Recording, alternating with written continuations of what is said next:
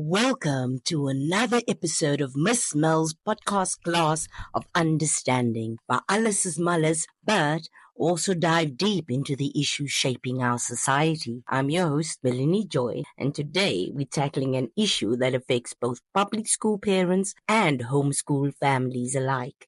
Stationery needs and classroom sizes. Whether you're navigating crowded public school classrooms or trying to set up a functional homeschool learning environment, you're not alone in facing these challenges. Just a disclaimer before we get started, this podcast aims to inform, spark debate, but does not take a particular stance. So grab your coffee and let's explore how these issues impact education and what we can do to manage them better.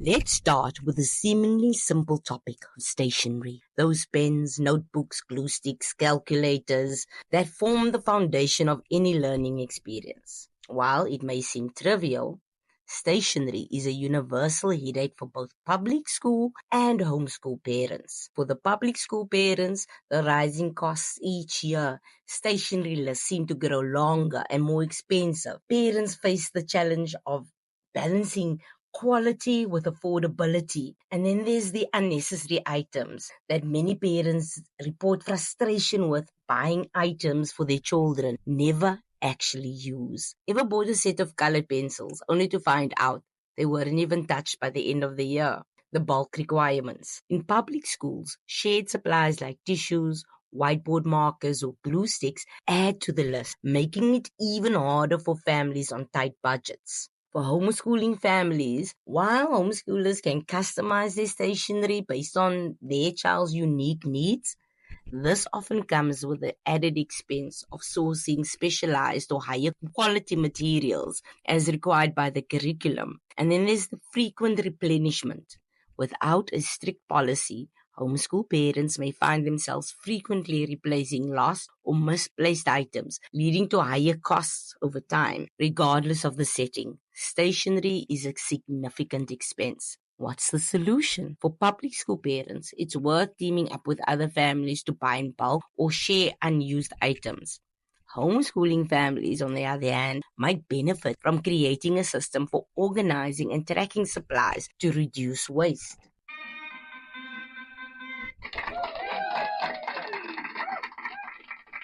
Now, let's shift gears and talk about classroom sizes. This is a massive issue, especially in public schools, but it also indirectly impacts homeschooling families as they create their own version of a class. Let's first focus on the public school classrooms. There's overcrowding in many schools as they open or bursting at the seams. It's not uncommon to see 40 or more students squeezed into a space designed for 25. This makes it hard for teachers to give individual attention, leaving students behind. And then there's the crowded classroom that's causing all the distractions, which means there's more noise, there's less focus, more behavioral challenges, which can negatively affect the learning experience. Then there's also the teacher burnout caused by the overcrowded classrooms, which places immense pressure on teachers, leading to burnout and less effective teaching methods. The challenge for the homeschooling families, on the other hand, space limitations. While homeschooling offers flexibility, not every family has a dedicated or spacious area for learning. The dining room table often doubles as a classroom, leading to clutter and lack of focus.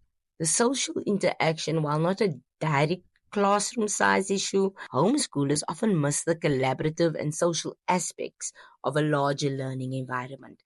Parents may have to get creative by joining co-ops or organizing group activities. So, what's the takeaway? Public school parents can advocate for better funding and teacher support to address overcrowding, while homeschool parents can focus on creating functional, clutter-free spaces and supplementing social interaction through group activities.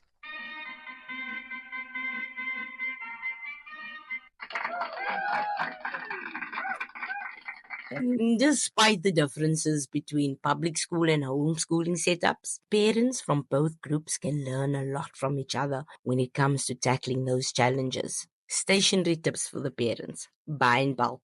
Collaborate with other parents to buy frequently used items like pens, your paper, your glue sticks. Do it. Reuse, recycle.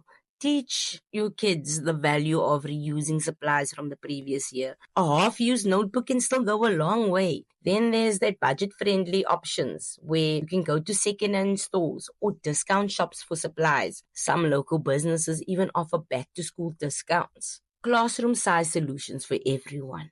Public school parents, get involved in your school's parent-teacher association to push for small class sizes and better resources. It's only with your participation can these things actually happen. Homeschool parents, use vertical storage solutions and creative layouts to maximize space in smaller homes. Don't underestimate the value of outdoor learning when the weather permits. Even the public school teachers do that. When it's nice weather, we can take the classroom outside. Then there's a community collaboration. Both groups can benefit from shared learning opportunities. For example, organize joint activities between homeschoolers and public school students, which can bring diversity and interaction to both.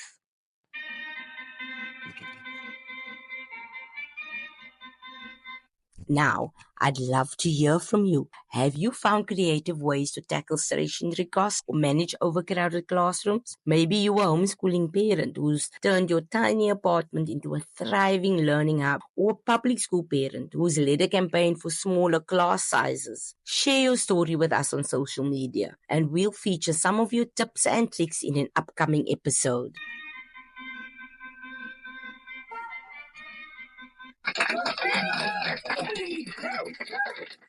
Thank you for joining me on this episode of Parenting Perspectives. Remember, when you're navigating the challenges of public school or homeschooling, you're not alone in facing these hurdles. With a little creativity, collaboration, and resourcefulness, we can overcome them together. If you enjoyed this episode, don't forget to subscribe, leave a review, and share it with other parents who might find it helpful. Until next time, happy learning and happy parenting.